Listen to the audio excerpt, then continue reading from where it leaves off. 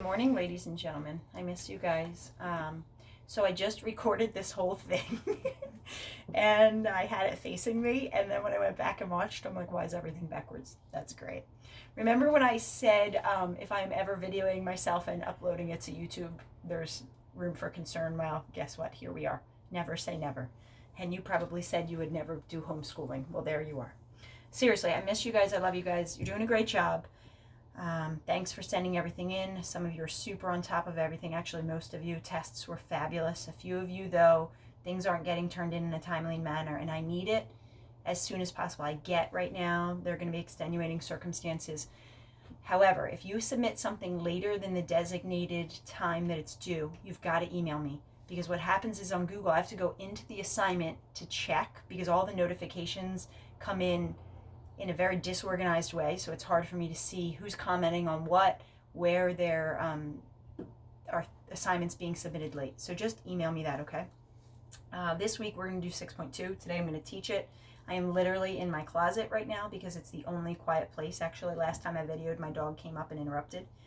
We'll see how this works. I am open for suggestions. If you would prefer me just writing straight down, I feel like when you can see someone talking, it's a little bit better, but we'll see. Okay, recap real fast. By the way, I feel like my children, when they do YouTube videos and they're like, hit like, YouTube, I don't even know. Rebecca, what does it say? Comment, like, comment subscribe. below, subscribe, blah, blah, blah. So I feel like I should be saying. She's set up the video for me. Okay, recap real fast. 6.1, can we see this? Kind of. Close enough. No, you don't have to zoom in, it's fine. All right, 6.1, remember, when the base was bigger than 1, it was a growth. When the base was less than 1, it was a decay. Pretty simple. And we had that formula, and we would figure out how much it grew, what the growth rate was, what the decay rate was. And then we went on and we had that continuous formula. Okay? Well, the video I had you watch about Euler's number E originated from this and a gentleman's interest in money and how compound interest occurred. And he discovered then Euler's number, which is indeed another irrational number. Who thought after pi that would have been enough? On the video it said that that number was not based on geometry. It's based on growth and rate of change. So it's based on everything we've been talking about. So let's just get right to it. My suggestion is, if you can print out the PowerPoint slide that I've provided you, please do. At the end of this assignment, you're going to have a worksheet, just worksheet problems, and I want to see your notes uploaded. So even if you just did it in your notebook, whatever you're copying down, upload those as well as the worksheet for homework. If you don't have a printer, that's okay. That's okay too. Just put it right in your notes. Alrighty. So we're talking about natural base E, and it shows you another graph, the graph that they utilized, one of the graphs on that video you watched, and how that compound interest formula is approaching a special number, but it never crosses, right? There's the asymptote, and the new asymptote is y equals e, which is 2.718.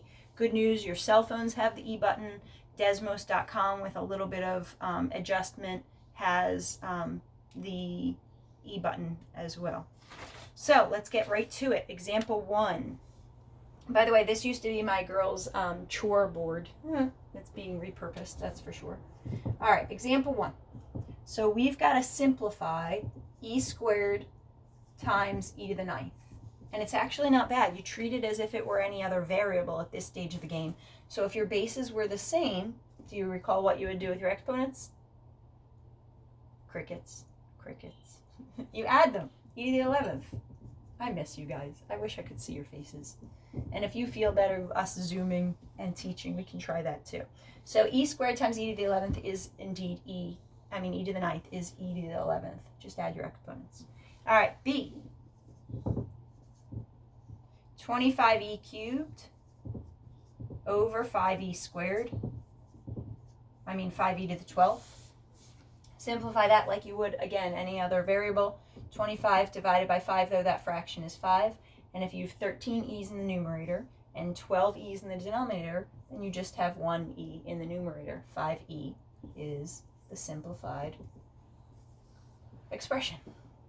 C, last one on the side. A positive note that the other video didn't work. It was much longer. We're doing the abbreviated version. the quantity 2e to the negative 3x raised to the fifth. You can deal with that negative first, or just get rid of the raising it to the fifth first. I'm going to do that.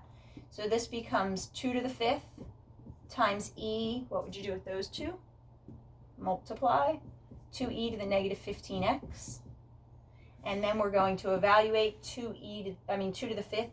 4 times 4 is 16 times another 2 is 32. And what's wrong with e to the negative 15x? Can't have a negative. So it becomes 32 over e to the 15x. And that's your final answer. Okay, so just simplifying expressions involving Euler's number is pretty simple. You already know them. Pretend it's a regular old variable. Don't forget, if you have questions, comment below. No, I'm kidding. If you have questions, email me or hop in on a Zoom and ask questions. Okay? All right, on the back side, we're going to graph. On Desmos.com, as if you haven't used it, familiarize yourself with Desmos.com. Normally, if you go to the bottom to type in any sort of exponent, right, or even 2 to the x, or type in anything mathematical, there's an ABC button on the bottom left-hand corner. Click on there and then use E, and that will give you the E button. I didn't know that, honestly, because I used to have my graphing calculator. Don't have one, but I went on Google and figured it out. Okay, so we are going to graph 2.5, so example 2a. We're going to graph f of x equals 2.5 e to the x. Now, first, to tell if it's a growth or a decay, you're not looking at the base anymore.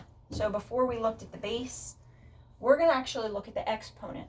If the exponent is positive, it's a growth. That's what all of this is saying in the middle.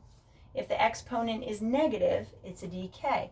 So my r value, the coefficient of the variable of the x, my r value is 1. So r is positive, therefore it's a growth. And when you go to graph it, you're going to see that's the case. Remember, as always, get yourself 3 solid points. I've got 0, 2.5. I've got 1 and 6.8. And I've got negative 3.2. 0.12 rather. So it's going up pretty quickly. Remember, your y-axis is an asymptote, so don't cross it. And that is the graph. Okay. B, by the way, obviously I can't pause, can't see your faces, you can't see how quickly you're writing. Pause it, graph it before we move on. All right, example B. Well, if that was a growth, then obviously this one's going to be decay, hopefully. We've got y equals e to the negative 0.2x. That coefficient is my r value. My r is negative. Since my r is negative, it's a decay, unlike section 6.1 with exponential growth and decay functions. All right, it doesn't have anything to do with the number out front. That's why we're going to practice both of these together. Now I'm going to graph. Again, I'm going to get 3 solid points. I've got 0, 1, 6 and 0.3, negative 6, and 3.32. So this one's not quite as steep. Still, the y-axis is an asymptote. And there's that graph. Wow. I'm realizing how much I miss you guys and like seeing your faces while I teach. Okay. Last one. Your friend invests some money. You invest some money. We want to see who has the better investment and who started with more money and who has more money after 14 years. So the graph is your friend. And we can see right here, 0, 4,000. That's your y-intercept. Clearly your friend started with $4,000. Whereas if we look at your function, if you were to venture a guess, like when we talked about car values, how much do you suppose you invested? $3,900. So your friend has, it says, which account has the greater principal? Obviously, your friend. The second part of the question, which account has a greater balance after 14 years? Well, if we look at the graph and we go over 14 years and up, your friend has $9,000. Pretty decent investment. I'm going to see how much money you have. The function is A equals, sorry I'm holding this, but it's clearly making a noise that's annoying, e to the 0.05t. Well, after 14 years, to figure out how much money you have, we're simply going to substitute in 14 here. Your cell phone has the E button. Turn it sideways, you'll see it. Or worst case scenario, just type in 2.718.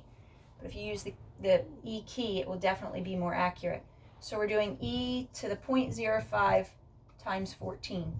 And when you do that calculation, you're going to find you only have $7,853.64. So clearly your friend has more money initially, and your friend has more money at the end. Perhaps you should talk to them and find out who their investor is. All right, so that's 6.2, natural base E. Again, if you have questions, email them would be the easiest way to get a hold of me, or come to one of the Zooms and I'll be happy to help you. Love you guys. Be well. That's it. Take care.